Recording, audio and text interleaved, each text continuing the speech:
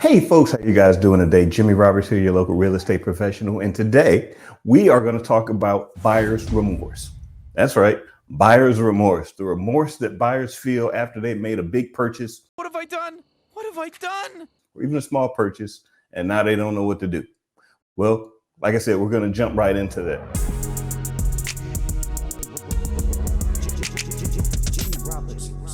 So why am I bringing this up? First and foremost, it really comes down to this. I don't know if you guys remember, but here in the US anyway, home prices really skyrocketed for a very long period of time. Matter of fact, they skyrocketed probably up until about 6 months ago, where they started to flatten out. And in some areas, they even started to see a slight dip. Not saying not like that, but a slight dip.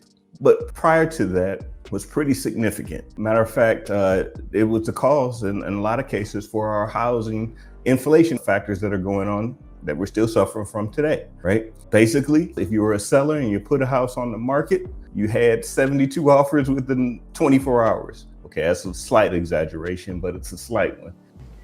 Oh my God. But the reality is we had such low inventory that buyers were just absolutely terrified and petrified that they had to get out and make very, very high offers to get even a sniff at the properties that were available. And I totally get that. I understand that. I understand why it happens. But again, the question really becomes this: what happens after you purchase something and then you got it for a while and you realize that, man, I don't really like what I purchased. Bruh. So what do you do now? What are you people doing? Well, that's kind of what we're talking about. And that's why I bring up the whole idea of buyer's remorse. Because during this run-up that I just talked to you about, a lot of homeowners, they're homeowners now. Bruh.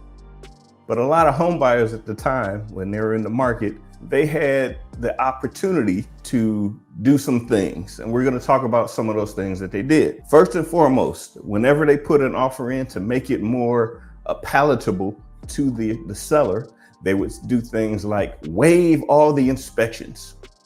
That's right. They waived all the inspections. So whatever they saw within the 5 minutes that they walked through the house, they were just like, hey, whatever it is, it is. And I didn't see anything wrong with it, so I'm going to roll with it. That's one thing they did. The second thing they did is they would make full price offers, basically sight unseen. If they saw the property, they were in it for a couple of minutes before they wrote those offers out, right? The third thing they did is they had these things called appraisal guarantees. Now, appraisal guarantees are not really guaranteeing an appraisal, but basically what those are clauses that say that whatever this price appraises at, I will still pay you whatever I say I'll pay you. Well, money's no object. So that means the appraiser says that the home is valued at $200,000 and I'm offering you $250. I'll still pay you the $250, regardless of what that appraisal says. And fourth, I guess that all kinds of ties in, right? They're just flat out overpaying for the property. I mean, there's another example of that, but it all comes down to the same thing. The buyers were just absolutely agreeing to overpay for a property just to have the opportunity to own that property. I don't care, it's mine. Wonderful theory at the time. As a matter of fact, I think I even did a couple of videos about appraisal guarantees and how they're going to lead to ruin. You might want to check out my history on that. But, the bubbles popped, for lack of a better term. It is what it is. A lot of these home buyers are in the homes that they purchased. They've been in them for a few years now, in some cases. And, the idea of just owning a home is worn off. Now they're starting to recognize a lot of the warts that this property had. Jesus, what kind of madhouse is this? For instance, maybe now all of a sudden, that house that they thought was just oh so perfect, maybe now they realize that bathroom is just really old and the sink don't work. Look, I can't wash my hands, boy. Can't wash my hands. Can't flush the toilet. Man, how did we miss that one? Well, because you're only in the house for 3 minutes before you made an offer. That's why. Boom, knew it. Right? Or maybe something else is going wrong. Maybe that furnace that, the seller swore up and down was in A1 tip-top shape. Maybe it's gone and you had to replace it already. Whoa, I did not see that one coming. Right? Same thing with the roof. Maybe you had to get those things replaced. Those are really big ticket items that you've avoided, that you didn't realize that you were going to be spending money on. But hey, those types of things happen. And those all lead up to this feeling that somehow or another you were had. I'm home and I'm feeling foul. So first and foremost, let's take care of that. You weren't had. You just had FOMO. That's right. You had fear of missing out, right? You and everybody else just like you. You ran into a situation. You were scared that you were going to lose out. Maybe you had lost out on several other properties that you bidded on. And you just felt that you just absolutely had to make a deal. Even if it was a bad deal, you felt that you had to do it. Control your urges and your scent, okay? So here we are, a couple of years later, and now you've got the hunk of whatever it is that you got, that you purchased, and now you got 30 years to continue paying on it. You got buyer's remorse. You don't like it anymore. It's not fun saying you own this particular piece of property, because this particular piece of property does not represent all the thoughts and dreams and hopes that you thought it would.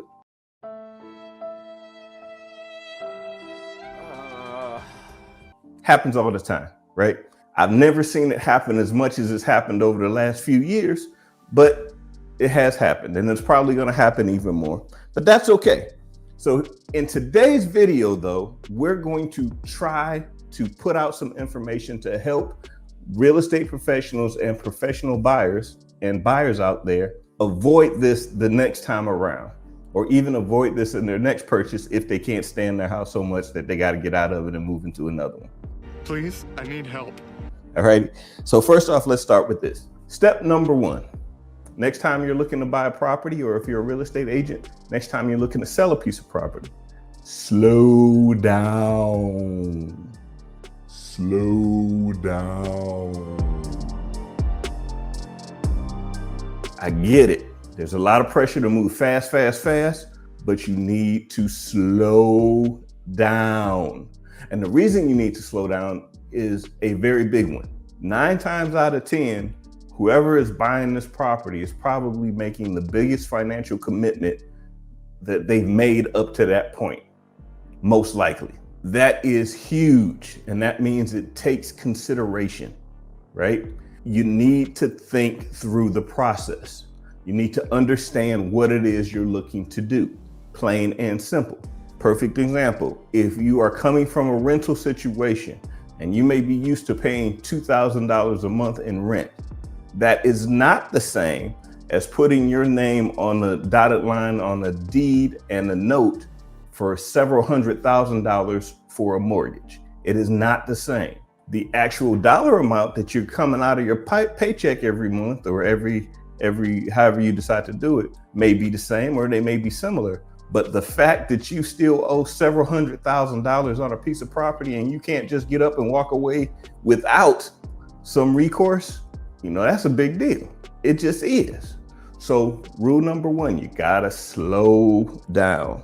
Rule number two, or suggestion number two, let's bring back those inspections. That's right.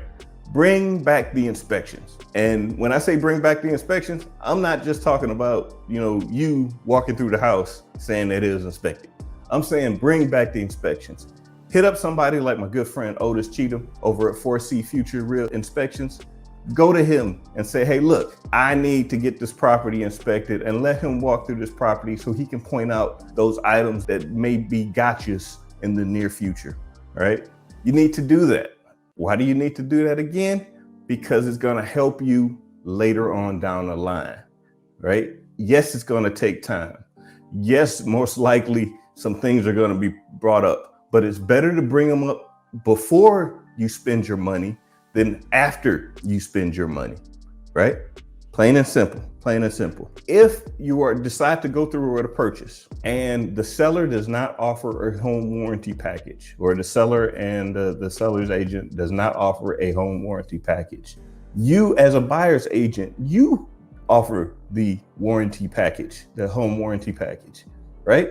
I'm telling you, it is beneficial. It is hugely beneficial to do that. I'll give you a quick example.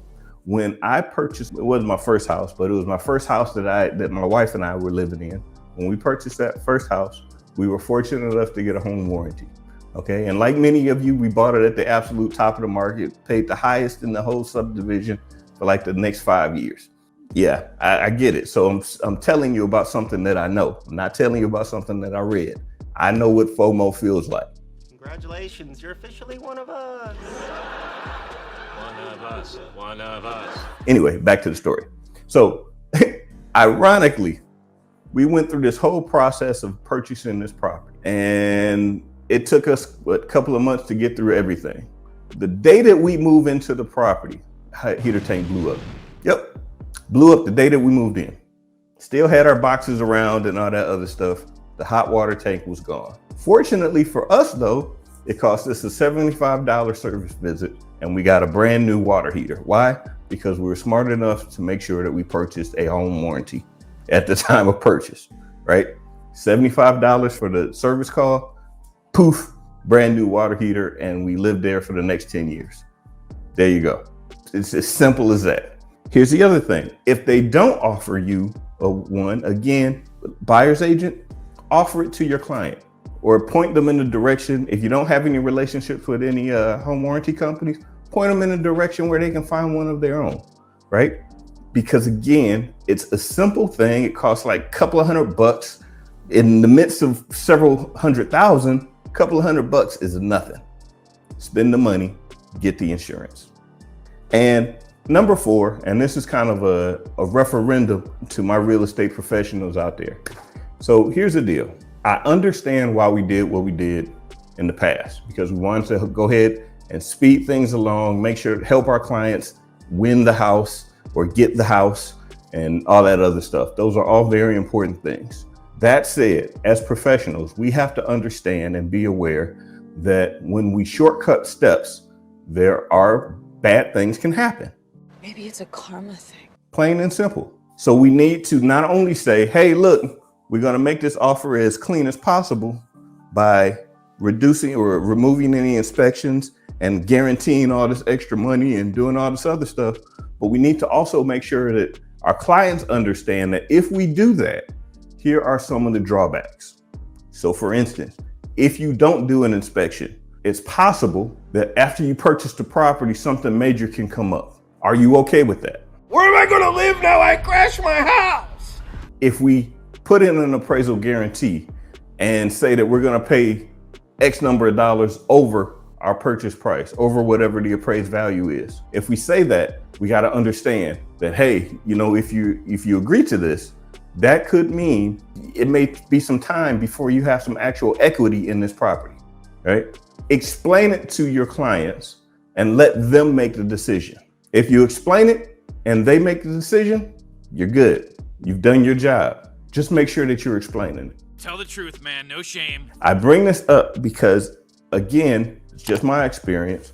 I noticed over these last few years prior to where we're flattening out right now, I don't really believe that happened a lot. I think it was just commonplace for people to say, okay, we have to waive the inspection because of XYZ, or we have to guarantee our sales price or our offer price because of XYZ, because basically we were trying to make sure we didn't miss out. Again, while I understand that was also shirking our professional duty. And as professionals, the first thing we have to do is be professional.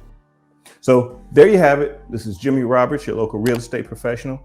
And those are my thoughts, that things that we can do to make sure that our clients don't experience that buyer's remorse that is going to be happening and going to be talked about more and more over the next few years. I don't want to. I don't want. Okay, there you have it. And I will see you in the next video. See you.